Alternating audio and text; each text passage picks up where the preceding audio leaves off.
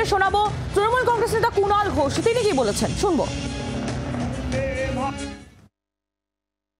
যখন যারা আমাদের কাছ থেকে লোক ভাঙিয়েছে তারা যখন নীতি দেখায়নি, 21 সালে যখন বারবার হচ্ছে চলে যাওয়া, আর তখন হচ্ছে ফাঁকা করে দেবো, অমুক করে দেবো, তো এখন দেখ কেমন লাগে তো শুনতে হবে। তো এখন কেন নীতির কথা উঠবে? দমদমে প্লেন চলে এলো, প্লেনে করে নেতারা যাচ্ছেন, গেল রব উঠে গেল, তখনই আমরা বলেছিলাম কিচ্ছু হবে না, তৃণমূল জিতবে।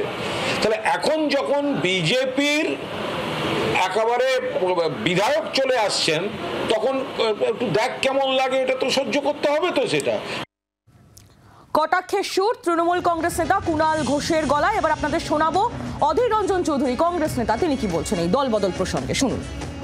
মমতা ব্যানার্জি এই পশ্চিমবঙ্গে চালু করেছেন দল ভাঙিয়ে নিজের দল ভারী করার রাজনীতি। এর আগে কংগ্রেসকে করেছেন, কারণ কংগ্রেসের এমএলএ ছিল।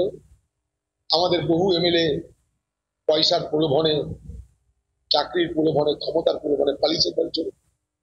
মমতা ব্যানার্জি কখনো কিন্তু নৈতিকতার পরিচয় দিয়ে এটা বলেনি যে যারা অন্য দল থেকে আমাদের দলে যোগদান করছে তাদেরকে নির্বাচনে অংশগ্রহণ করার পর জিতে আসতে হবে, এ কথা কিন্তু তৃণমূল নেতৃত্ব বলে। এখানে নীতি নেই, আদর্শ নেই, কোনো রাজনীতির সততা নেই। এটাই বাংলা, দিদির বাংলা। বাংলার আওয়াজ, বাঙালির আবেগ, জি 24 ঘন্টা।